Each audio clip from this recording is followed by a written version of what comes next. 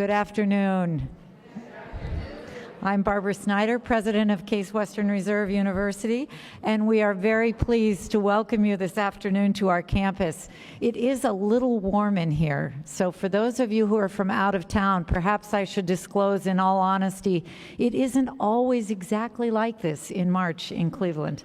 But we are lucky to have it today and working on getting some cooler air in here. A key aspect of our mission as a university is to imagine and influence the future. We do this through research and teaching, writing and mentoring. We cover medicine and management, social work and nursing, engineering and law, and a number of other disciplines. All that said, it is difficult to think of a more profound way to touch the future than to start with the youngest among us.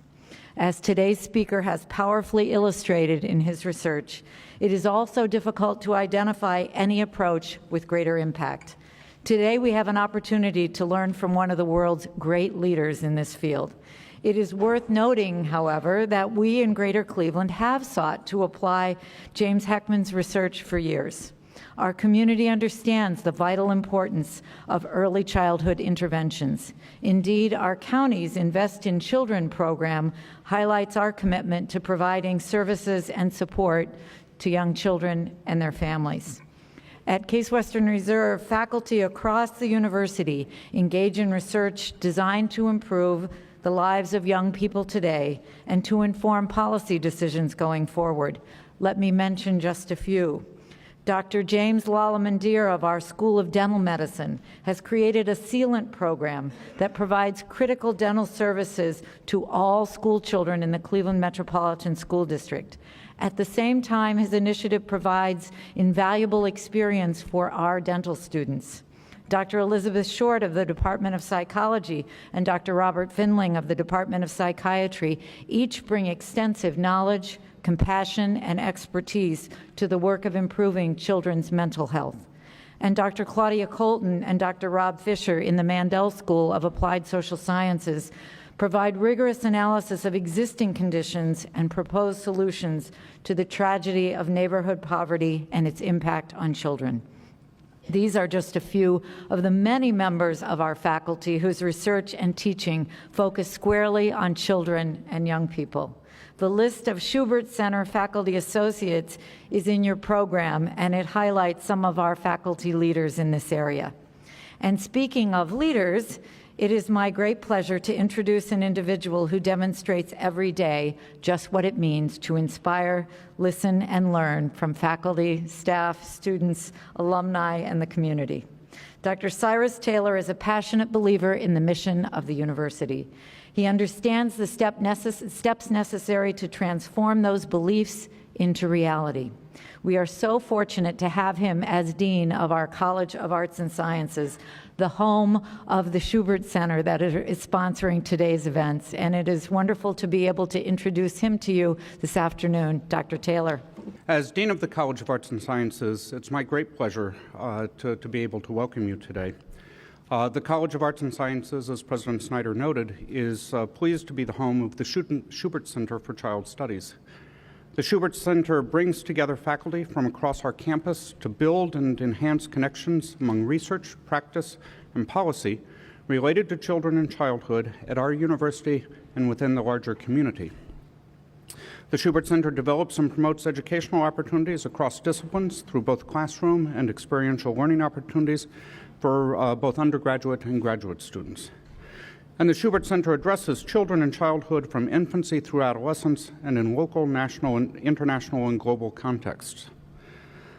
The College of Arts and Sciences is committed to playing a role in the well-being of children and families in our local and larger communities. And it's in light of this commitment that I'm particularly pleased as Dean to welcome Nobel laureate Dr. James Heckman. His work brings our attention to the evidence for investing in young children, developing the skills that they need, and then sustaining this investment through to adulthood. I'm very pleased to welcome Dr. Heckman, our community partners, and all of you in the audience to today's program. And now it's my pleasure to turn over the podium to Dr. Jill Corbin, who I get to work closely with as Associate Dean. She's also a professor of anthropology, and I think we owe a particular debt to her in her role as director of the Schubert Center for Child Studies. So, Jill. I have the wonderful task of being able to thank very many people. First, I'd like to thank, of course, President Snyder and Dean Taylor for their support for the Schubert Center and its work to bridge research, practice, and policy on behalf of child well-being, and their dedication to issues of children and childhood on campus can't be overstated, and so the Schubert Center thanks them very much. Today represents, too, a blending of the university and our community partners who've been very active in helping to make this and other events happen. And so I'd like to, in particular, thank our three community partners that are on the back of your program: Amy Swanson from Voices for Ohio's Children, Rebecca Dorman from Invest in Children, and Katie Kelly from Groundwork, who are all here today, and I won't make them stand up. Okay. Also, of course, the Schubert Center would not be what it is without the very talented and dedicated faculty at our university who do research on children and childhood and seek to promote and provide the best possible knowledge about children. And many of these faculty are, as both President Snyder and Dr. Dean Taylor said, listed in your program as Schubert Center faculty associates. Nothing ever happens by magic either, and so I'd like to thank the Schubert Center. We work together well. We find this very engaging work around these issues of children and childhood. So I'd like to acknowledge those of us at the Schubert Center, Associate Director Elizabeth Short, who is also in the Department of Psychology, the Director of our Child Policy Initiative, Gabriella Celeste, Jessica McRitchie, who is sitting in the back, who makes everything happen. Everything that runs smoothly today is because of Jessica. And also our hardworking graduate students and undergraduate students. There are a number of our students from anthropology today who've been helping.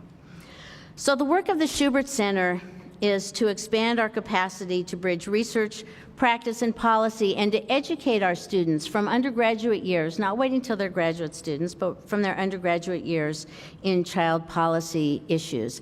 And this has been made possible with the support of our own university, the president and the dean, as I mentioned, but it would also not have been possible without the support of foundations and donors who've believed in us and who have helped us really at every stage of this work.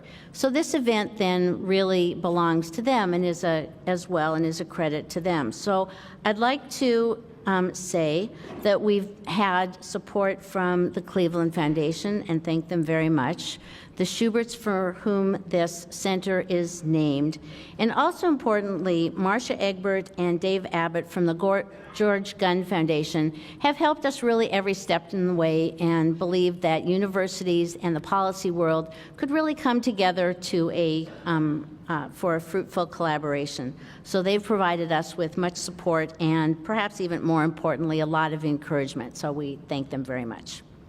Now, finally, it's my pleasure to introduce Alicia Leatherman, who's going to introduce our speaker today. We're very pleased to have her with today. She was appointed by Governor Strickland to serve as the director of the Early Childhood Cabinet. This is a very important body that's composed of directors of the important agencies responsible for child and family well-being and has the mission to unite all of us and unite these key state agencies around the common goal of promoting early childhood development and education by setting and coordinating state policy and programs which serve Ohio's children from prenatal time to 6.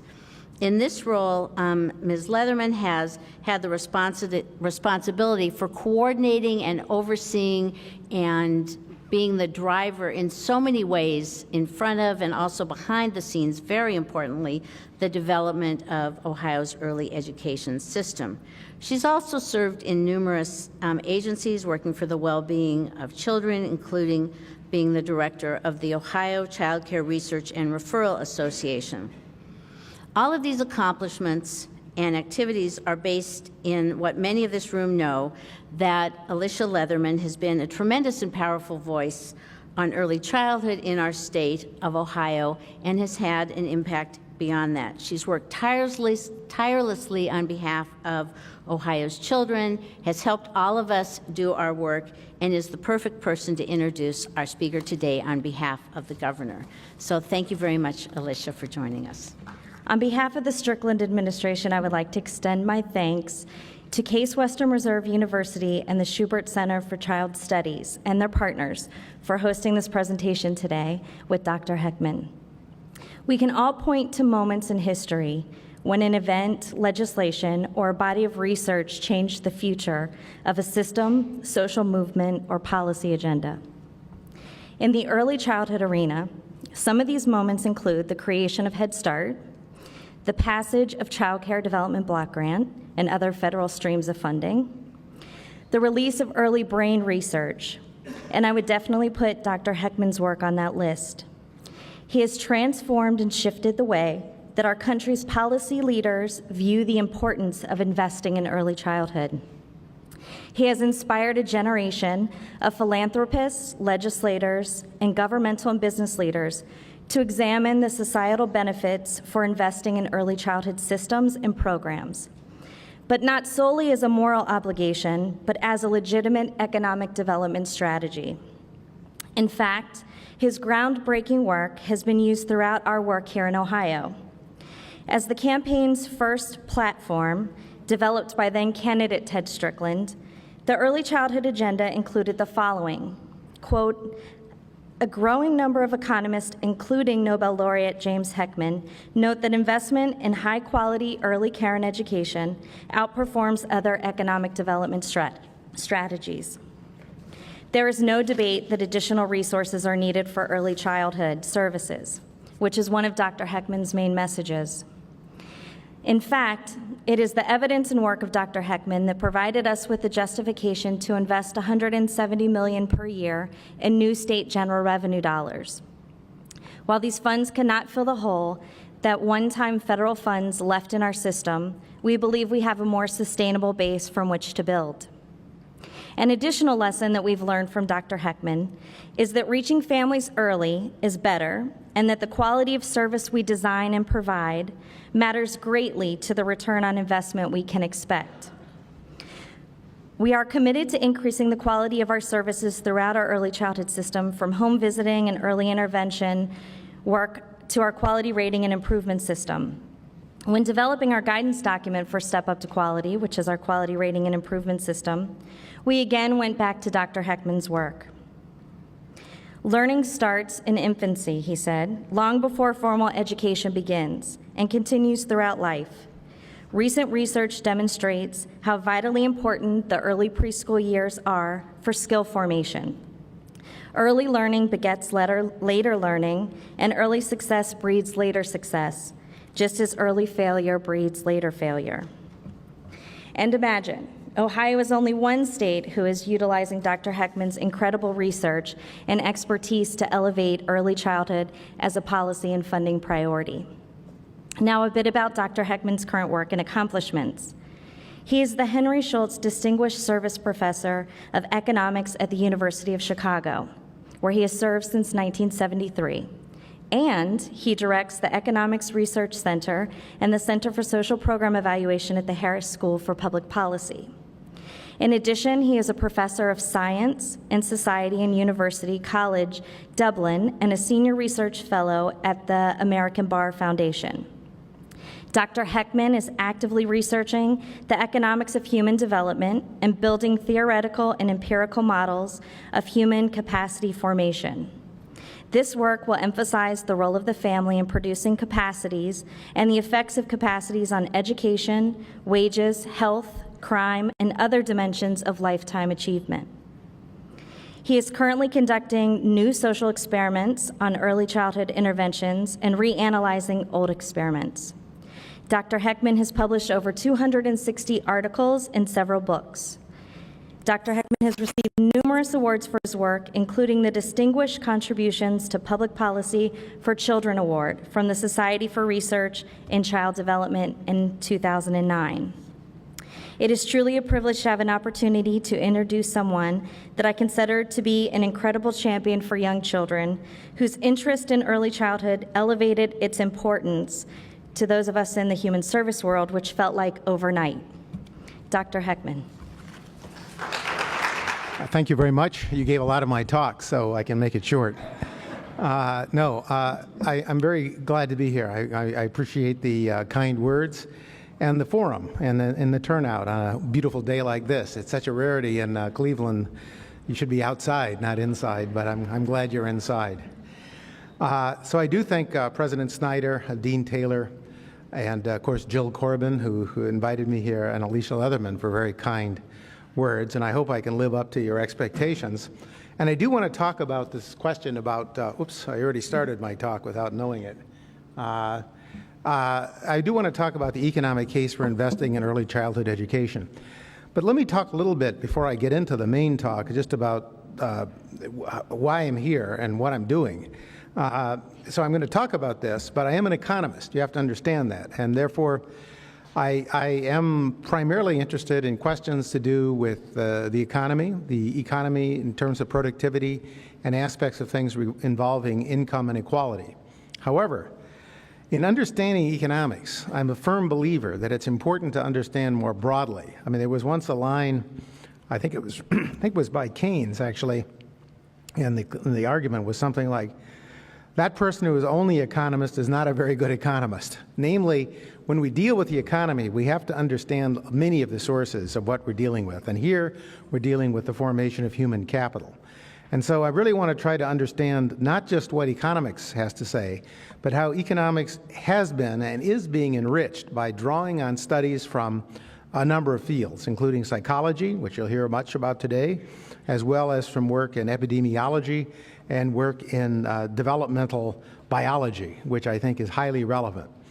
And this work actually causes us to rethink very much the way we conceive skilled policy. And I want to try to just acquaint you with the rudiments of the argument, and then hopefully there'll be some time for questions and discussion.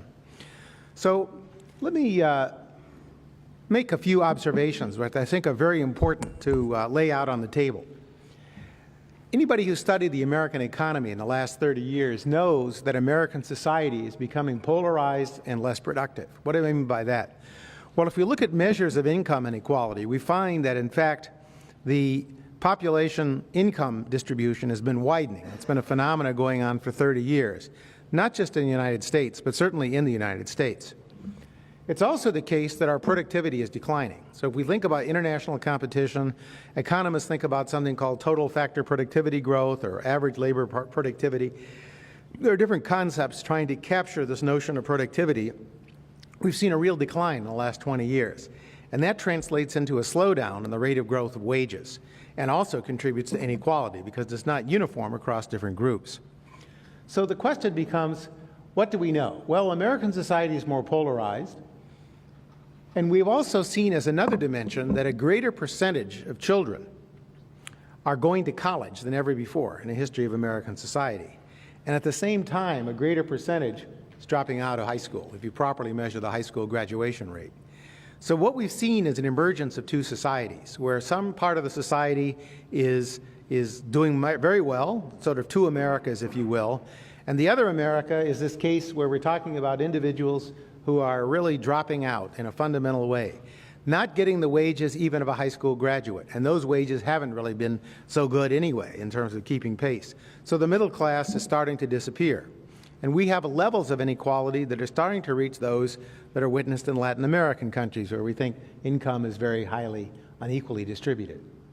Just one measure of how bad things are getting at the bottom end, for example, a recent study of military recruits in the U.S. Army suggested that about 75% of everybody, all the youth who apply, men and women, are deemed ineligible. Now, this isn't the whole American population, but it's 75% of the young people who apply are screened out because of three criteria: criminal records, low levels of cognitive capacity. Students, these applicants take a test called the Armed Forces Qualifying Test, or because of obesity. They're simply so morbidly obese, they really can't perform in the Army. This is a suggestion that a society, and it's consistent with some of the other statistics about the lower end of the distribution of income, the lower distribution of skills actually increasing in American society. When we look at measures of workforce literacy, we find about 20% of the whole workforce in the American population is illiterate in the sense that it really can't understand medical instructions, simple medical instructions. I'm not talking about reading a medical book. I'm talking about reading instructions, don't take a pill more than once a day. And what we've seen then, and this is a phenomenon that's translated directly into economic performance, is we have a slowdown in the growth of skills, and it's reducing our competitiveness in the world economy. We're still a competitive economy. We're still doing very well. But on the other hand, it is the case that our rate of growth of productivity has really slowed down. Now, the reason why I'm here and the kind of case I'm trying to assemble is one that asks you to go beyond the usual descriptions of the problem and the usual solutions for it. So, for example, most public policy discussions, maybe not in Ohio. I'm encouraged to hear the discussion that was said by Ms. Leatherman. But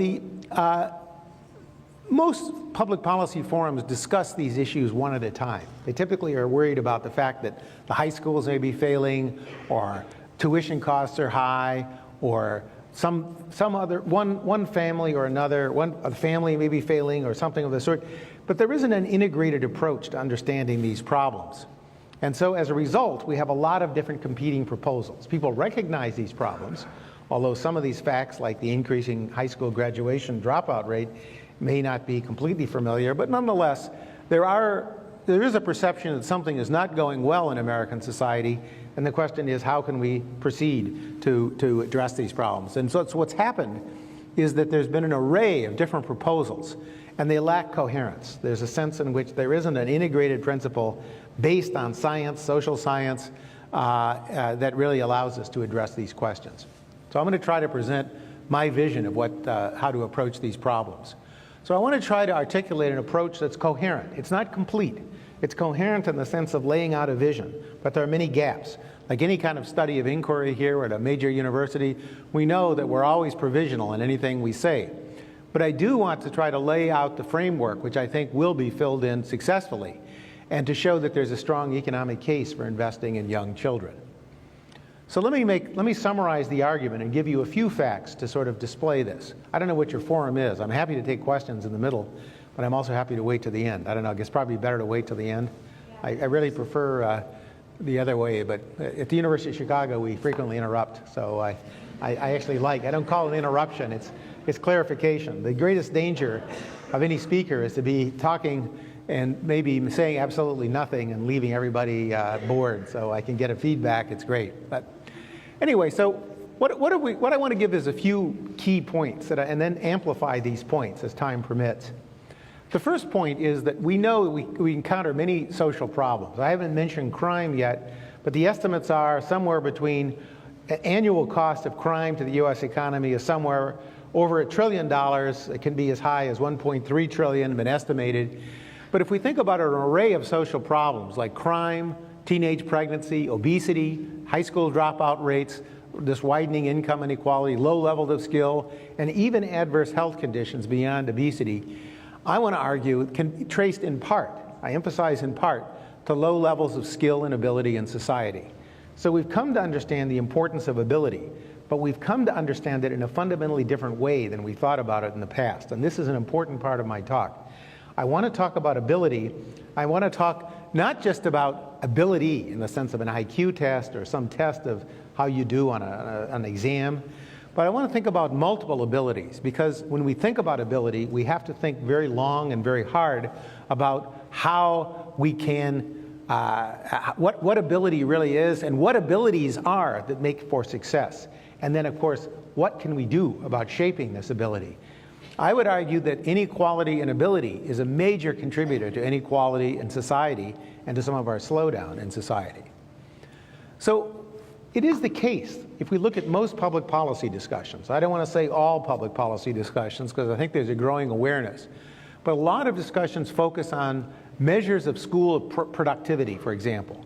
For example, the No Child Left Behind Act that was put out by President Bush and is now being reformed by President Obama still is focusing largely on measures of cognitive ability. Sometimes IQ receives a lot of attention. There's a whole literature that starts with IQ and the wealth of nations, showing that countries with high IQs do well and countries where the people have low IQs do poorly. So there's kind of an IQ culture or an achievement test culture. They're not the same. IQ and achievement are definitely not the same. But nonetheless, there is a focus. So No Child Left Behind really is focusing on an achievement test, not an IQ test. And it's not fully capturing all the dimensions of social and economic success, one things that produce social and economic success. So I'm not going to deny that cognitive abilities are important, but what we've come to understand, and it's really important for public policy discussion, is that these so-called soft skills, that these socio-emotional abilities, as well as early health conditions, things to do with perseverance, attention, motivation, and self-confidence, play very powerful roles. And the reason why I emphasize this is that this is frequently neglected in public policy discussions. I had a meeting a few months ago with the mayor of New York, Bloomberg, who is now in his third term and is trying to consider a new agenda. And he was very surprised that there was any evidence about soft skills. I think a lot of people are surprised that the idea that somehow these touchy-feely things like, being able to adhere, we have all these quotations we teach our kids, we teach ourselves actually, things like, genius is 1% inspiration and 99% perspiration, that's attributed variously to Edison, to Einstein, and various other major minds. But we've all known that in our culture, and yet we thought we can't measure that, it's not important, and it's somehow in the background. And yet what's happened is that we've come to measure these traits in a way that we didn't have before. Measurement systems we didn't have. And we've come to understand they're important, and we come to understand they contribute greatly to the performance of society at large. And what we've also come to understand is that some of these achievement test scores that we focus so much attention on are actually partly determined by how motivated children are to take the test. So you can take kids who have of a certain background, and you can basically have incentivize them, give them some incentive to do well on a test, and they can do extremely well on a test if you incentivize them. It turns out that about half of the variance in a lot of these standard achievement tests that we use to measure success in schools are predicted by how motivated, how perseverant, personality traits of the children, not necessarily just raw IQ or even fundamental knowledge. You have to want to answer the question on a test to really do well on the test. So what I would argue is that we have to rethink our view. So abilities are multiple and they're more than cognition. That's one point. But secondly, we need to understand that ability is not something that's fixed at birth. There's a lot of discussion out there where we think ability, for example, IQ, may be heritable. There's a lot of discussion about heritability. We know there are genetic components to everything, virtually everything in human performance. Yet, we've also come to understand that ability can be shaped. And it's more than just a pure matter of genetics. It's more than just a pure matter of saying what your father or mother's genes were, how they combined. So we've understood that we can change ability, and that ability then is another avenue by which human social policy can affect human development. What we've also come to understand through a series of very important studies by psychologists, by people in schools of education, economists, sociologists, demographers, is that these ability gaps that are so predictive of who goes to college, who doesn't go to college, these gaps are essentially opening up at very early ages. So for example, I'll show you a few slides along these lines, but basically before schooling begins, much of the gap between the haves and the have-nots, those who are highly successful, those who are likely to go to college, those who are not, many of those gaps have already opened up by age 4 or 5, long before kids are going to school. And understanding that means that we have to think back, if we're going to, since ability is important, that those ability gaps, if they're going to be addressed, are going to have to be addressed earlier on, simply because even though we know the schools are important for communicating knowledge, a lot of the gaps in abilities are neither significantly added to or subtracted from by the schools. So there is a substantial difference in the way we think about what schools can do and how we achieve performance in life. So what we've come to understand, and this is where the family policy issue is so important, and it's a delicate issue, as I'll try to discuss. We know that the family environments of young children are major predictors, but we also know that it's not just heritability. It's the sense that we do know how some families with practices of parenting, enriching the environments of children, can actually shape those abilities. Those abilities actually become a subject, a target for public policy intervention in a way that we didn't think possible 20 or 30 years ago. There was a book written, maybe published 15, 16 years ago by Charles Murray and Richard Herrnstein called The Bell Curve. Maybe some of you have read the book or know about the book. The book essentially argued that IQ, ability, was very important, and it explained a lot of the gaps and a lot of performance in society. And part of the empirical exercise in the book is, in fact, very valid. It is an important predictor, ability. But what it also came up with was the notion that somehow these abilities were genetically determined, that we really were doing studies of heritability, that genes created this, and that in some real sense, social policy should recognize that some people were born inferior, some people were born superior, and that maybe in the last chapter of that book, they actually have a section where they suggest that for the dumb, we should have something like reservations. They really can't fit into the modern society. We should just put them away in these reservations for the idiots. What we've come to understand is that that view, that last chapter's view especially, is completely wrong, that we can shape these abilities. And I want to show you a little bit of evidence on that question. But because we know that families play an important role, we also know that family environments should be looked at more carefully than they are. And the structure of the family, which is something we frequently neglect in our economic and social policy, has to come back more into public policy attention.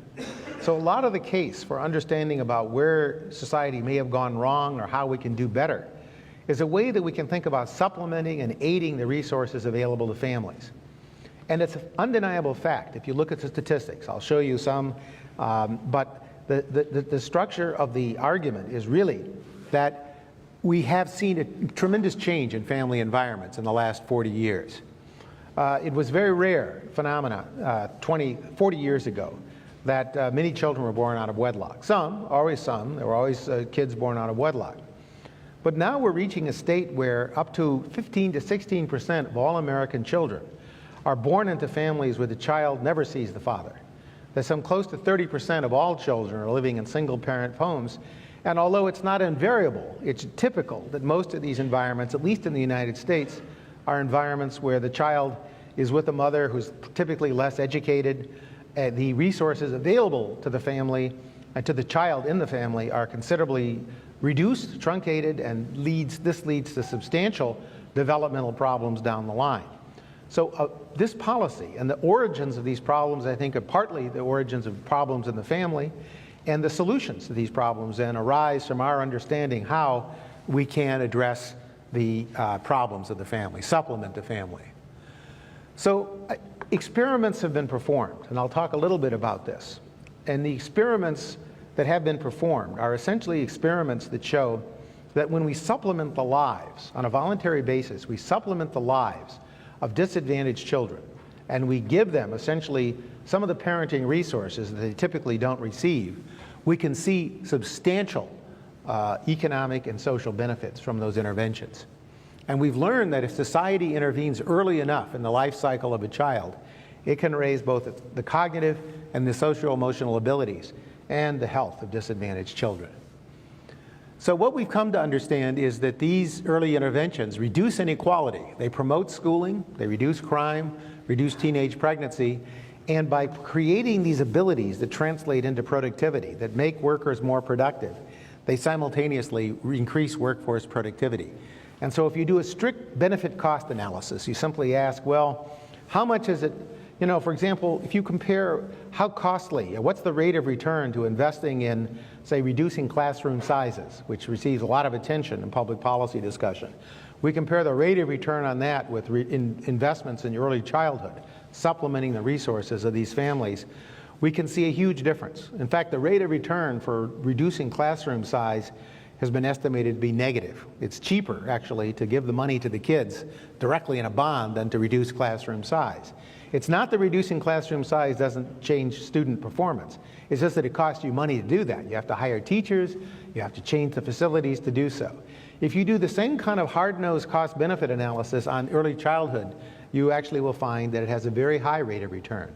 In fact, a rate of return that's higher than the rate of return on equity in the stock market over the post-war period, say 1945 to 2008. So these interventions have a very high rate of return. It's unfortunate that in our discussions about these matters, public policy has kind of drifted away from looking at what economists used to do, which was looking at rate of return analysis and benefit cost analysis, asking, does this project really pay for itself?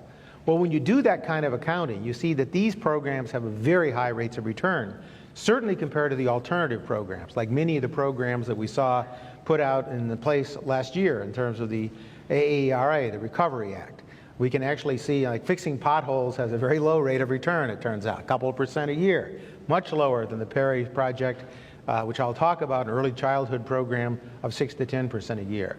Reducing pupil-teacher ratios, job training programs. There's been a typical pattern found that if we intermediate, we try to remediate later in the life of a child and sort of fix the problem after it's occurred. So we get a kid who's dropped out of school and try to fix that kid by sending the kid to a job training program. Or we look at a prisoner and we try to rehabilitate the prisoner. That with our current knowledge, with our current capacity to remediate, that the rates of return on those programs are typically very low. So that's the kind of comparison that has to be made in public policy. I'm sure that many people are saying, well, you know, times are tough in Ohio, times are tough everywhere. But in spending dollars, there's still a case for a limited budget to spend it in the most effective way. And the evidence really strongly supports the analysis of early childhood interventions. So what I want to argue, as has already been said by Ms. Leatherman, but the skill formation is dynamic in nature. This notion that we understand then, so all this is highly intuitive. There's a lot of this material totally intuitive. But what's new about the argument is that it's been formalized, there's a lot more evidence, and we have a lot more specifics about how to deal with specific problems. So we know that the longer we wait to intervene in the life cycle of a disadvantaged child, the more costly it is, and that's something very important. So we need to understand these dynamics of human growth, and as we do that, we will reformulate the way we think about our health policy, we will reformulate the way we think about our education policy, we will reformulate the way we think about remediation versus prevention. This is going to be the key in the next 20 years. So if we can ever get off the topic of immediately worrying about how we're going to stay alive in the next few months, and we think about how we're going to fix fiscal deficits, how we're going to change the productivity of the economy, how we're going to try to really adapt to what seems to be a fundamental problem with health care, with deficits of all sorts. Well, we have to understand that refocus towards the early years is going to be far more effective and far more cost effective, and that this refocus will actually change the way we think about public policy. So let me show you a little bit of the evidence, although that's really my argument, so I could stop right now if you want. I don't know if you want to see evidence. There's a danger. See, that's the evidence, and that's stated somewhat in a general way, and now I can get very specific, and I can make things very, very technical, and I won't, but I will just try to give you a little bit of these themes, just try to flash through a few of these slides to show you the importance. So first of all, let me try to give you what some of the evidence is on cognitive and non-cognitive skills. And let me show you some findings that I think are extremely important.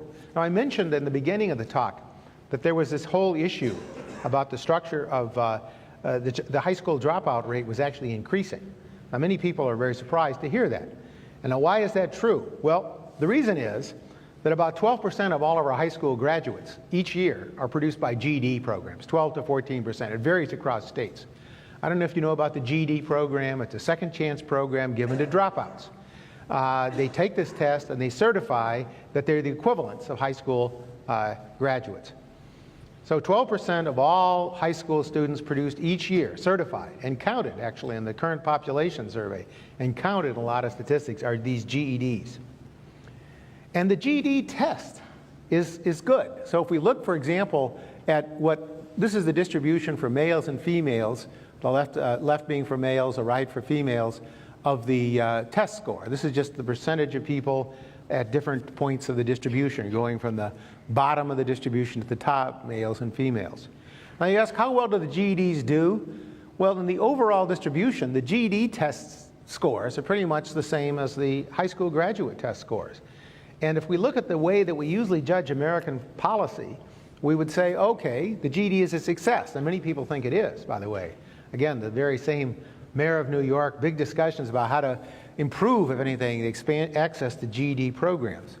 And yet, what we've come to understand when you look at these very same GEDs, that the GEDs are as a group, earning basically at the rate of high school dropouts. They're as smart as ordinary high school graduates, as you just saw, but they lack non-cognitive skills. And those non-cognitive skills are exactly why they're learning. The very reasons that cause them not to be able to finish school also causes them not to be able to finish the military, not to be able to do a number of other tasks. So, for example, if we think of who these GEDs are, these are the wise guys who can't finish anything. And in fact, the Army and Navy and the Marines won't accept them. The Marines, interestingly enough, won't accept the GEDs because they're too violent, too undisciplined. It's not you want violence to be controlled violence, not the kind of undisciplined violence. And this, I think, is very revealing. And this is just like one of many pieces. We've done a large number of studies. Let me just show you. So a lot of work by psychologists back in the 80s, Herrnstein in particular and other colleagues of his, showed that if you looked at crime was related to IQ, some measure of ability. And so without getting into the details of how this is produced, what you can see is if you take somebody who's the very bottom of the distribution and you move that person to the top, or I should say more precisely, if you look at people at the bottom of the distribution and you look at people at the top of the ability distribution, the probability that they will have been in jail by age 30 or other measures of incarceration, you get a similar pattern. There's a real drop-off. So in this sense, ability, and this is actually a causal relationship, although I won't get into the details of how that's established. But if we look at non-cognitive measures too, measures of self-control, management, anger, and so forth, we see a substantial difference that appears in the structure of the, that again, as we go down from the very bottom, people who lack these non-cognitive traits, and as we accelerate from the bottom to the, say, fifth, just to the beginning of the second decile of, no, I guess the 21st through 40th percentiles, that what you see is a real falling off, so that basically these non-cognitive skills are very predictive. And this is true of a number of other traits. If you look at teenage pregnancy, these traits are also equally predictive, and you go from the bottom to the top. Cognitive skills are highly predictive. Most of you in the room are college graduates, sort of people who are high on the end of the cognitive distribution, and non-cognitive distribution are almost certain to go to college and almost certain to graduate four-year colleges. As we go down the ability distribution, we find substantial differences. So here is the example. These are the marginal distributions. If you put the two together, they strongly interact. So if you look, for example, at this score, you go for people at the very bottom of the cognitive distribution, they're almost very unlikely to graduate four-year colleges. Same thing true about people lacking these non-cognitive, these socio-emotional skills. As you move to the top, you get to very high levels of probability. And these are like marginals, and if you put them together, they interact, and it's virtually one if you're at the high end that you're going to graduate four-year college. So there's a lot of other smoking behaviors. I don't want to beat you to death. If you look at log wages, you find if you go from the bottom of the distribution to the top, this is the true joint distribution, what you find is almost 100% increase in the real wages that individuals have. And so there's a tremendous increase as you go from the bottom to the top, and so forth and so on. So this is just some of the measurement. I'll go through this. So what we've understood, and this is something that I think is very important, is that once we control for the cognitive and non-cognitive skills, a lot of these social problems that we typically are addressing, like the achievement gap between minorities and majority groups, these gaps are actually explained a large part by ability gaps. So here's the data from the late 1990s. If you look at the difference between whites and blacks in terms of who graduates high school, there's a 6 percentage point higher rate. This is now adjusting for some other factors. 6% higher rate. That's the raw data. If you adjust for ability, you actually find that the gap goes from a 6% gap favoring whites to a 14% gap favoring blacks. Okay? And the same thing is true for Hispanics. Looking at the college entry decision, let's just look at this is the college entry decision.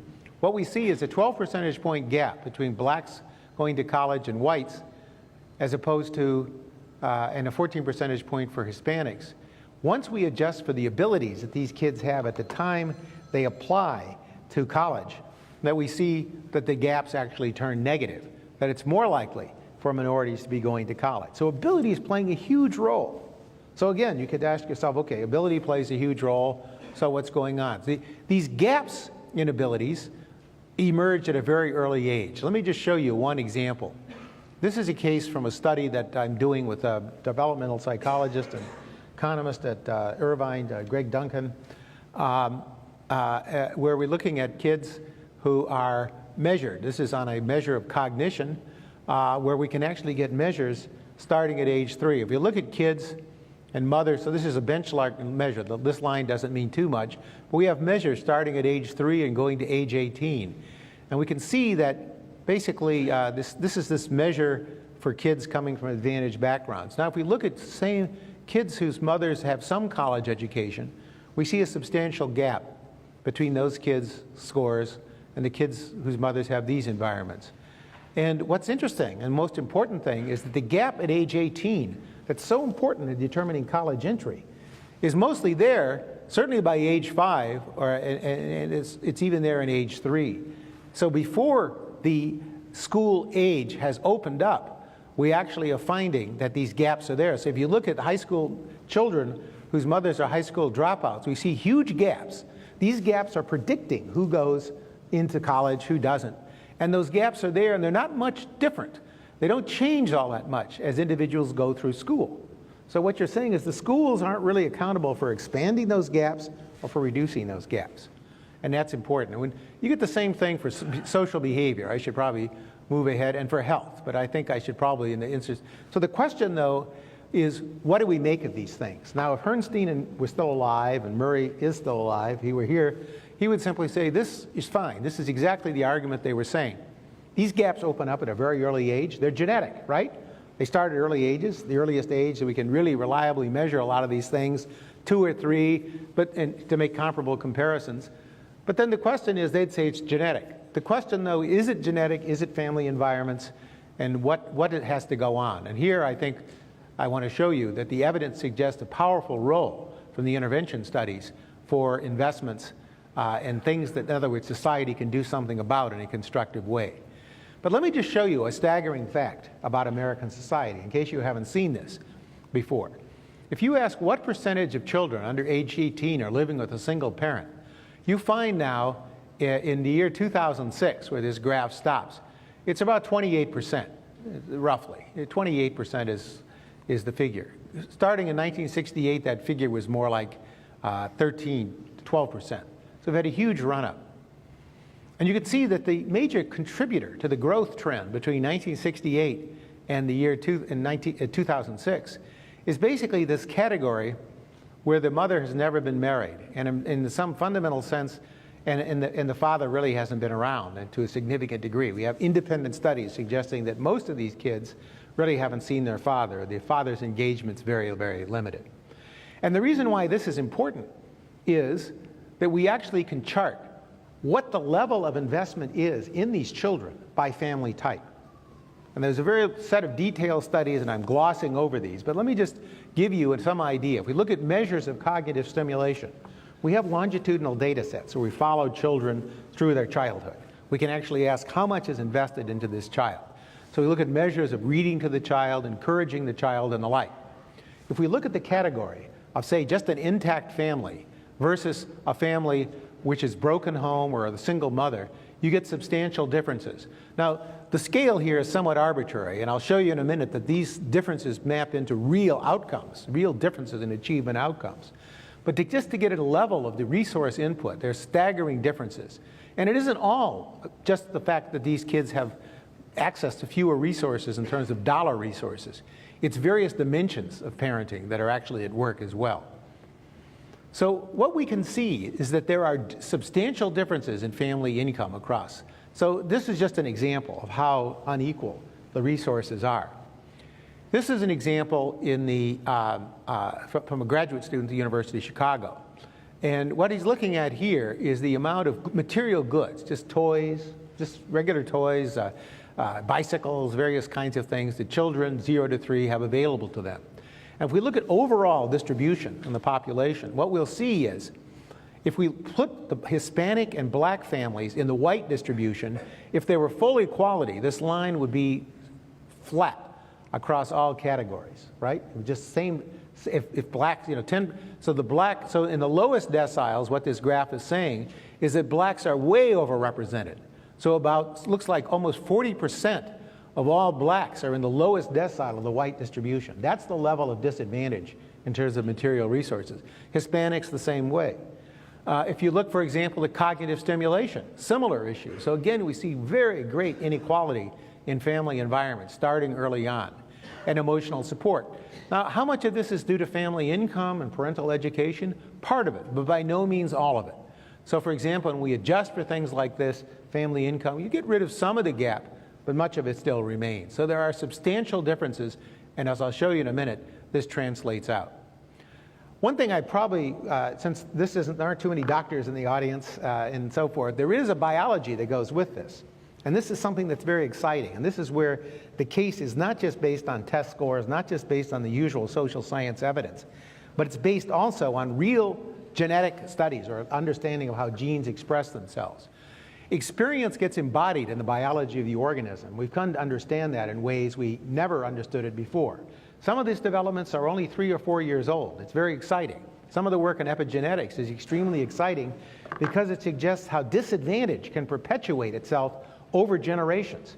So many of you, probably the older ones in the room, have studied years ago that the so-called Lamarckian evolution was simply wrong.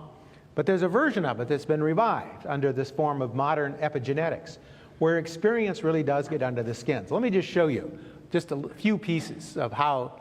This is a study taken, recently published 5 years ago now, so not so recent, but still. What you see is a study of what are called identical twins. Identical twins have been the laboratory for research and a lot of studies of social human behavior, behavioral genetics. And people say, I have 2 genetically identical twins, then basically I've sort of equalized their environments, at least their early environments, they were born to the same way. This shows you how. So this coloration here, without getting into the detail, is showing how the genes are methylated. Methylation is a process by which gene expression, the very gene expression that causes you to make proteins, that causes you to get sick or not get sick, that enables you to do a whole range of activities. If you look at these profiles, these are genetically identical. They're monozygotic twins. They come out of the same egg.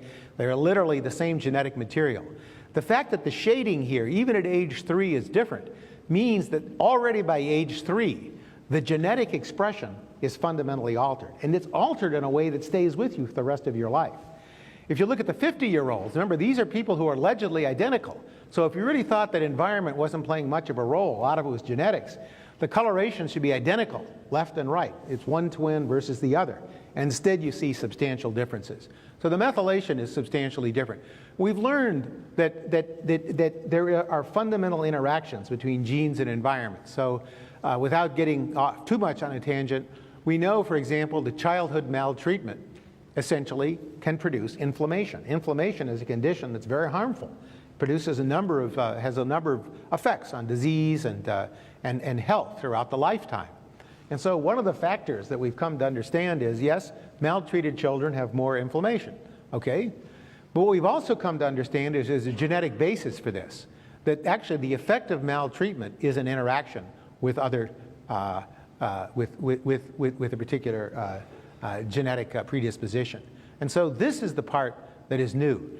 This study by Francis Champagne is extraordinarily interesting. This isn't on people, by the way, it's on rats. So if you don't like rats, then tune out. But This is showing something very, very interesting. So methylation is this process where the experience gets under your skin.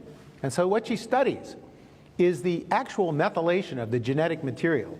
These are broods produced by rats. And the rat mothering behavior is differential in the sense that some rat mothers are very kind to their rat children, their rat pups, and they basically lick them and groom them. Those are nice rat mothers. And other rats are essentially not so nice. And it turns out there's a heritability component to it, and there are a lot of interesting things to say about these rats. But what I want to say here is that looking at studies where we actually say, what is the consequence of this licking and grooming behavior? You can literally see where the experience gets under the skin. You are literally changing the methylation pattern, which then triggers a whole set of behaviors. You ask, how well do these rats solve mazes? How well do these rats solve their problems that rats have and so forth? They don't do so well. So the low licking and grooming mothers are the ones producing dramatic methylation, and that persists into adulthood. So this early condition is leading to permanent conditions. And we have a lot of evidence where experience gets under the skin. So what this tells us is that the early years are playing a very important role in a way we didn't fully appreciate. Okay, so I won't, there's a lot more to say about that, and I will skip past it to say that there's some work on other organisms like rhesus monkeys. You can actually see dramatic differences where you really rear the children, the young rhesus monkeys with in very adverse situations, in this case peer rearing or surrogate rearing as opposed to maternal rearing, and you see substantial differences in terms of adult inflammation, lymphocyte activation, cell proliferation, and various other kinds of immune responses.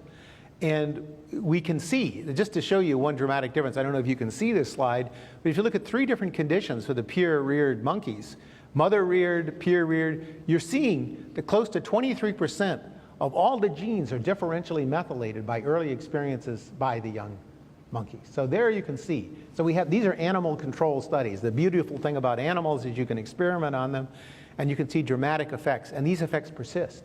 So early conditions are actually getting in the skin, affecting predispositions towards health, and affecting the structure of life. So this study by Moshe, Ziff, Meany, and Slumi show essentially the peer rearing is differentially affecting methylation. And this study is done as recently as 8 months ago, and we still don't know exactly all the ramifications for disease and adult well-being. So what we've come to understand, I think this graph is not so good, so I should skip past it. But we've come to understand in a number of areas, this is work by Thompson and Nelson, we've come to understand that in various aspects of human development, there are critical and sensitive periods. That for certain acquisition of language, language without an accent, a foreign language, for vision, for seeing, for hearing, various periods seem to be more sensitive than other periods in terms of creating a predisposition towards beneficial performance or towards adverse performance. And so there really is a sense that early years are playing a role in ways that I don't think we appreciated even 15 years ago. So the real public policy issue, which I want to conclude with these discussions, is what can we do? We know the early years are important, but here's where I come in as an economist on these issues and say, okay, look, how costly is it? Early years matter a lot, but maybe we can remediate. The question is, it's not just that the early years matter, it's how costly is it to achieve the same level of performance if we decide to wait. So it turns out that there are a lot of sensitive issues about early interventions. Early interventions can sometimes, they lead to a certain sensitivity. We're intervening in early family life. Maybe we shouldn't do that. And from a purely economic point of view, if we're equally efficient to intervene at age 15 as it is at age 5 months, then for the same dollar cost, you should always do it at 15, right? It's always better to postpone. I mean, there's an interest rate, you can put the money in the bank, you can do more investment at age 15. But what runs counter to that is the dynamics of the skill formation process. We've come to understand that it's very difficult to undo some of the damage that is not done by making early family investments or not making family investments. And so the real public policy question is how critical, how costly is delay? So if we want to fight crime, we want to solve crime, how important is it for us to think about these things early on as opposed to later on. What do we know about that? And I'll give you a little bit of evidence. I don't know how much time I have. 10 minutes? Okay, fine. Okay, fine. Yeah, I definitely will. I can stop at any point here. But let me just show you some idea. I want to show you some evidence from a program that's received a lot of attention over the years. Many of you have heard about it. Obama, when he ran for office, was using data from this program. Many, many people. I'm sure in Ohio you hear a lot about the Perry preschool program. It was conducted up in Ypsilanti, Michigan, some 40 years ago. It's a randomized trial. Kids were brought into this program. They were all disadvantaged kids. All of them had subnormal IQs. They were selected to have subnormal IQs. They all had IQs of 80. They were brought in to this. They were all from disadvantaged families. They were brought in, and they were given 2 years of an intervention. And the way the intervention worked was that they actually gave children what we would think of as social and emotional program of skills. It wasn't cramming facts into them. They weren't trying to create baby Einsteins or anything of the sort. What they were trying to do is get kids to stay on task, to do certain work, to essentially show perseverance. So the key word in the Perry study is plan, do, review. Kids make plans, they execute the plans, they review the plans, and they learn to get along with each other. And it's a program that lasts 2 years. Some kids randomly assigned to the treatment group, some to the control group, and then they were followed. And they're still being followed. They're close to 50 years of age, and proposal is under the way to essentially collect data on Perry at 50. But let me show you what the data did. So it's an amazing study that we actually intervene, and we intervene early on. We have a treatment and control group randomized trial. So the amazing thing about Perry, and this goes back to my point about understanding the structure of how these programs work, is it didn't raise IQ. Here is the way that Perry IQ worked. So these are the treatment group. They came in with a mean of 80. They came in at age 3 to 4. You get this big surge from 80 to 95. Miracle had happened. Then suddenly you got down to, by age 10, they were at 85. But still, what was the control group? Well, the control group started again around age, about IQ of 80. They had some, what economists, what statisticians call regression to the mean. They tended to, you sample somebody who has a low draw, they tend to go back to the median of the population. But at age 10, the treatment and control groups are basically the same. So it looks like it failed. And if you looked only at IQ, the program did fail. And that's what I'm saying earlier, that the structure of the way we think about success or failure, so much cognitively oriented, is completely misguided. And let me show you how. This is a study. I don't know if you can see this so well, but there are a lot of treatment effects that have been evaluated. And this is just for males. There's similar data. Big effects on crime, big effects on employment, big effects on monthly income. As I say, we follow these kids into their 40s. These kids were more adjustable to the treatment group kids compared to the control groups, were much better on many dimensions of welfare. What this graph does is it decomposes the treatment effect into how much of this was due to a boost in cognitive factors, how much of it was a boost due to non-cognitive factors. And of course, in any study, we don't measure everything, so that there is a big chunk which we don't measure. But we can ask how much of the total treatment effect we observe was due to these non-cognitive factors. So take a look at this one behavior, crime at age 40. Total charges of all crimes with victims up to age 40. And you can see that about 70% of the total treatment effect came by an enhancement of personal behavior. That's a code word in this particular study for meaning things like social skills, self-control, self-discipline. So the program worked. It had a very high economic rate of return, and it worked by shaping the motivation of the students. It also raised the achievement scores. So if you were giving No Child Left Behind tests to these kids, their IQs are no higher, but they're much more motivated. They actually are doing better on a standard achievement test. So that's the tip-off that we need to think more broadly. So maybe this is a good time to stop when you start putting mathematics out. Now, the claim is always you lose half the audience for each equation. I have a bunch of them. So maybe I should stop. But let me just talk about one. The idea is really the following. I just want to summarize with this. That we have capacities, and these capacities are things that have to do with cognition, they have to do with personality, and they have to do with health. So there's a framework here where we think of all of these lifetime outcomes as being created by these capacities, as well as the incentives to use the capacity. It's also incentives. I mean, police matter in crime, there's no question about it. But we also know that some of these personality traits dispose people to crime. So, now it's not cooperating. It's asking me to stop. Okay, yes. So the expression of capacities is this. And this is where I would conclude and show one last figure, and then I really will stop. Now, I'll skip past a bunch of slides. But here is the dynamics of the capability process, and this is where I really want to emphasize. So if we look at this capacity, it's a vector of capacities, a whole host of these factors. Capacities are self-productive. So skill begets skill. We've estimated these things econometrically. This is kind of a dynamic equation of motion, a nonlinear difference equation for those familiar with that language. In IT would be investment. This is what parenting, schools are all about. And this is just parental background, just like the presence of certain factors. But this IT would be more like investments, school reading to the child, the kind of figures I put up.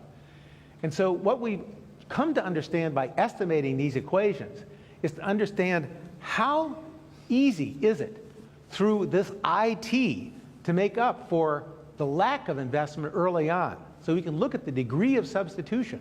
How well can later investments, in other words, remediation, make up for early bad conditions, which then untreated early problems? And so this is a graph which shows exactly the dynamics of skill formation, showing from prenatal period down to adulthood, tracing out the dynamics. And I can go through all that, but let me just summarize some work with Cunha and myself and Suzanne Chanak. Flavio Cunha, myself, and Suzanne Chanak. And basically what we do is estimate these equations. We look at data, real data on this. And I'll skip all this because you don't want to see this. But let me just summarize the main finding. So this is the main finding from this work. Self-productivity, how skill feeds into producing later skill. Those self-productivity effects are very strong. What we also can see, consistent with a lot of work in medicine, a lot of work in epidemiology, a lot of work in psychology, it's much more difficult to compensate for the effects of adverse environments, especially on cognitive skills in the adolescent years. So remediation programs in adolescence, like convict rehabilitation programs, job training programs, are typically much less effective. And this technology is consistent with that. And so let me skip all these figures and just conclude with this. So out of this, we can extract a body of lessons. We can ask the simple economic question.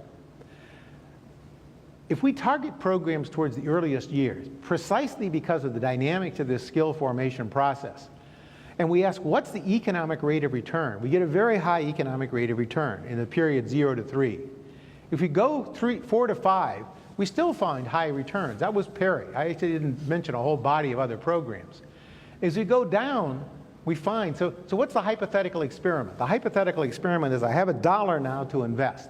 I have a child. I have a newly formed child. Where in the life of the child should I direct the first $1? The answer is, from an economic standpoint, where the marginal return is higher. And the marginal return is very high in the early years. Why is it high? Because the early skills, the early skill base, essentially promotes the productivity of later skill base.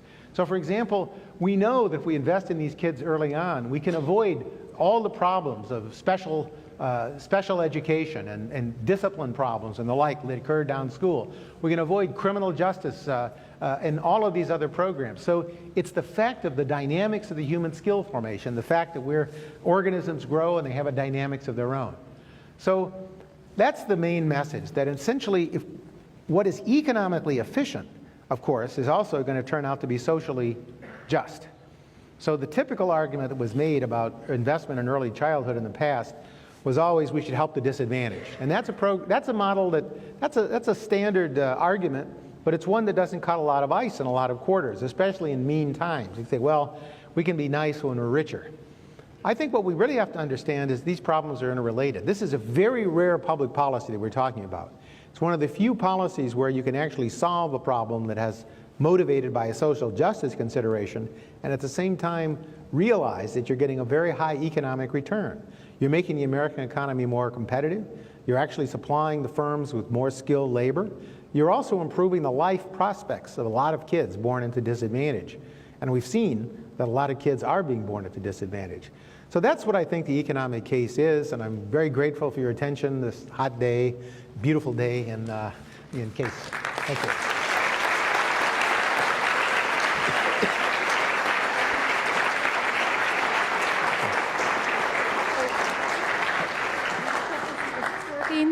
Is this working or no? Hello? Can you hear me?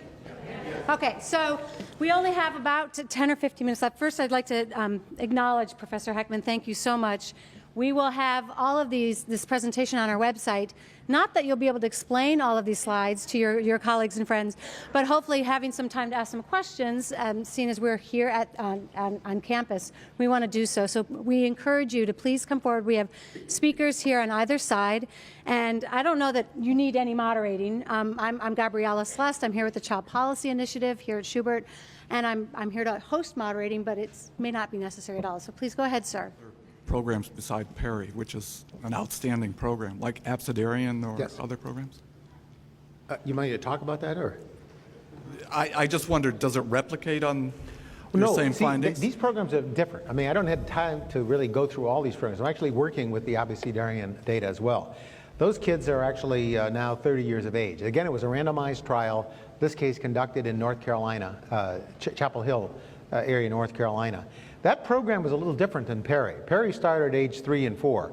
Absidarian starts at about 6 weeks. And Perry stopped at age 4, early 5s. And the Absidarian program, at least a part of it, went to age 8. And so what you have is a much more intensive program. There you actually saw effects on IQ that lasted at least till age 21.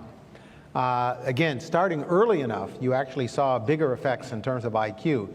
Not the zero effect that you saw in Perry. But they're comparable in many ways, with one exception, crime. The crime statistic in the Absidarian is suggesting there's no effect on reducing crime between treatments and controls. But recently we became aware that this may not hold because the way the questions were solicited, the crime data are self-reported in the Absidarian study, and they're from police records in the Perry study. Self-reporting crime is very inaccurate. Sorry. The question I really have is these programs collect a huge amount of data. They Yes. have huge amounts of data. Correct. And are you seeing the same effects across these programs, I guess? Yes. You mean comparing programs across programs, Yes. not within. Well, that's the project that I'm engaged in doing. Been a lot of studies, so-called meta-analyses that have been put out, people recycling the same old statistics and showing that generally there's an effect of these programs. There are a bunch of these programs, the IHD pre-program, Infant Health and Development Program, the Chicago Parent-Child Program, the Absidarian, Perry. Those 4 are some of the favorites that people recycle and recycle. And then there are some more recent programs that don't have the long-term follow-up. But what hasn't been done, and is being done now, is actually taking these programs and actually finding out who are the target populations. They turn out to be different populations. Perry was enrolled on the basis of child characteristics. Absidarian was enrolled on the basis of parent characteristics. The average IQs of kids in the Absidarian study are not 90, are not 80, as you saw in that figure. In the Absidarian study, they're 93. And these are all African American kids. So you're actually seeing 13-point difference in IQ. That's because the enrollment criterion was based on parents, because the kids were only 6 weeks old, so a good measure of IQ is not so easily. Oh, maybe I'm wrong. Maybe there is one, but nonetheless, that at least at the time that people were doing this, they didn't think they had a good measure. So the answer still remains to be fully determined from a scientific point of view. You really want to be able to say, are the interventions comparable? Are the samples comparable? Are the questionnaires comparable? And we're in the middle of doing that. And we started with the Absidarian, we started with the Perry study. We've reanalyzed it. We've reinterpreted the cost-benefit study. That graph I showed you showed most of its effects through non-cognitive skill. That went beyond just the speculation. It seems like the answer, but it's not like we have the same parameter across 4 different studies. We really need to understand to adjust for all those other factors. And one other quick thing, the 2010 Head Start study, the randomized new control? study, yeah. And the Again, Heritage that wasn't the Foundation? but that wasn't a long-term follow-up study, like No, some of not these yet. other studies. And again, Head Start is a different animal altogether. Remember, actually this fade-out that you saw in Perry was found for Head Start back in the late 1960s. And that's why everybody said Head Start was a failure. But Head Start is not as enriched as some of these other programs. And as a result, I think you're going to find, typically, at least in the early days of Head Start, it was employer of last resort. They were employing the mothers of the children as well as the children. It wasn't the kind of enrichment that some of these other programs represent. And so I think in some sense the structure is not as strong. I mean, the program isn't as strong, the level of enrichment. There are some studies, subsets within Head Start which have shown some real effects, but it's much more heterogeneous a program. Yeah. Okay. Oh, Okay, we're gonna, we'll move over here and then we'll come back and forth. okay. I was wondering how you feel your argument applies cross-culturally. To what? Cross-culturally? So in a different culture. Well, no, the one thing that staggered me, I was in Chile last summer, and I was amazed to find that 50% of all the Chilean kids were born out of wedlock. They had a lot of the same problems that we see. In Taiwan, the level isn't as high, but it's growing in terms of out of wedlock births.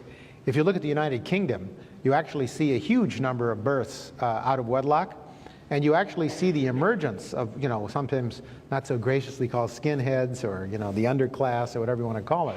But you see the same dropout phenomena. The OECD issued a report a few years ago documenting the growth in this group of people who don't complete secondary school, they're not integrated in society, they're not working. And that was true across many countries. Now, the level, in America we're lucky because we have very rich data about family environments. Only recently have the Irish, the Italians, the Germans started doing these Perry-like studies. They're actually doing more of them now than we are. Actually, in Chile, they're doing about 50 or 60 early childhood interventions, and a lot of different groups working down there, and in Colombia and many other countries. But there's an awareness that at least the contours of these problems are the same. The family, this is the big issue here. The family is under stress in a lot of these countries. And with it then, the quality of early life is under stress. So even though it's not identical, I think there are very similar patterns. I would guess if you could look at Eastern Europe, there's no good data, but if you were to look at for example, Russia or Poland or Romania, you would probably find very dramatic conditions deteriorating for the family life. Similar.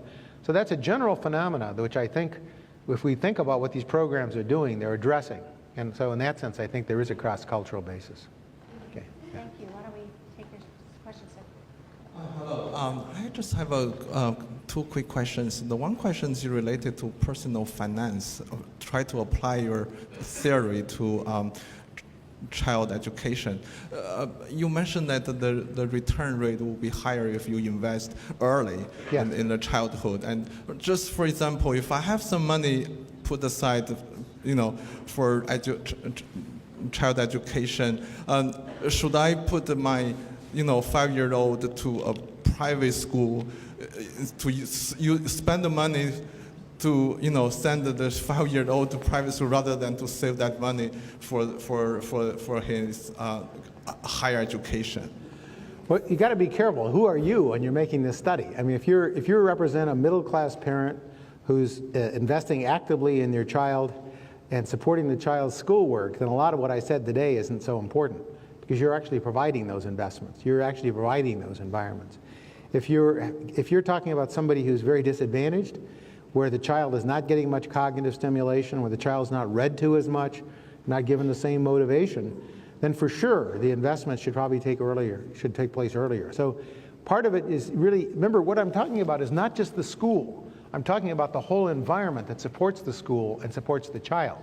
So it's the school, it's the family, and then the direct investment in the child. So I think you'd have to take it case by case about where the return would be highest. I have a graph which I skipped over, which shows that if you actually look at where you should target differentially, there are real differences. I mean, there are people who are, the very disadvantaged individuals who have very, very high returns, but it depends on exactly what the configuration of disadvantage is. How much of it is like a Down syndrome issue? How much of it is the early initial conditions of the child? How much of it is bad initial conditions for the parents, childless the parents of the child less educated, maybe less sophisticated in child rearing and so forth. So the structure really does depend a lot. I mean, so the broad category is the child should get a lot of stimulation early on, but a lot of middle-class families are doing that. Sometimes you see movies where the mother's smothering, so it can go the other way. Maybe there's Woody Allen made movies like that, if you remember. But so it's not all that the mother is completely silent. But in many families, it's not, the mother's role isn't there. So, and there's a portfolio. You see, that's the point. The graph that I showed you is a graph saying, where do you spend the first dollar? Now, any good economist would say, in the end, we want the marginal returns to be the same at all stages of the life cycle. And so what that says is that we should invest a lot early on and probably relatively less later on. And if we spend public money on job training versus early childhood, there's no contest that early childhood has a much higher rate of return. I did a lot of work on late job training programs. I mean, what's the rate? I said the rate of return to classroom size was negative. The rate of return to Job Corps is 0. I mean, Job Corps is a very big program. If you ask how well is the money spent on Job Corps, it is not well spent. A recent study done by the Labor Department showed that you get basically $3 more a year from a year and a half in Job Corps, which costs thousands of dollars, $30,000. You're getting no economic return from that. So if you were to say, what's that return against the 6 to 10% return for Perry, for example, there's no contest. So that's the way we should think about it. We should bring cost-benefit analysis back into public policy making. We should prioritize, and we should understand that, take those arguments to where we can and prioritize using this economic metric. But it's not going to be the one-size-fits-all. I'm going to try and let someone else come in because we are almost out of time, and I'd like to at least get another question in here, please. Okay, first, Dr. Heckman, I would like to thank you for your research. As an early childhood practitioner, I'm going, yay, more money, more money.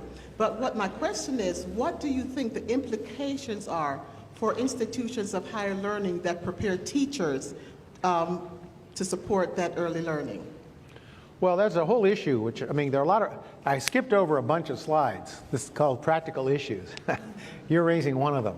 And practical issues would include things like, recognizing that all early childhood investment is not alike. I mean, really, you can have these programs that are called childhood. We had one such program that our former governor, Blagojevich in Illinois, instituted, and it was a diluted effort, very small sums. And there's little evidence that programs that are operating at a very low quality level are having much of an effect. In fact, some evidence they may be harmful, right? I mean, if we have low quality childcare, we decide to just kind of, some people say, oh, it's better to have a first stab, get our foot in the door and then we'll build. That's not a good idea. There are a lot of studies done suggesting very low quality childcare can have harmful effects, especially on kids with certain predispositions. So the answer is that we have to really go into this in an aggressive way. And recognize right now we're spending, $7,000 to $9,000 per year on a typical student in an ordinary K through 12. Spending comparable sums on early childhood is not going to be out of line, not inappropriate. But what that means is you're going to have to educate a lot more and train a lot more of these people at a high quality level. I don't think you want the kind of traditional Head Start, basically where they were parents who were filling in as volunteers. Some of these successful programs like Perry, Educare, it looks like they'll be successful. Obviously, Darien had professionals, trained professionals. So these are people typically with BAs, sometimes with MAs, even I think in Perry, PhDs in education. So you're dealing with very skilled people. And so there is a sense in which that's costly, but the return pays off. Those costs were included in that calculation. So it's not saying that you get it back. But it is also saying that you can't do it on the cheap. Okay, so I would say the implication would be there should be a greater emphasis. But if you look at the salaries now for a lot of these people working in early childhood centers, they're very low. They're not competing with what the other occupations are, not even competing with teachers, ordinary teachers' salaries. And if we think about that, we think, well, we may be shortchanging ourselves in the future. So that's part of the act of real public discourse that should occur, that we understand how we create the architecture of a successful system. And there are a lot of details still to be worked out in this practical issue section. If you want, I can talk for another 20 minutes, but I'm just threatening. I'm not going to do it.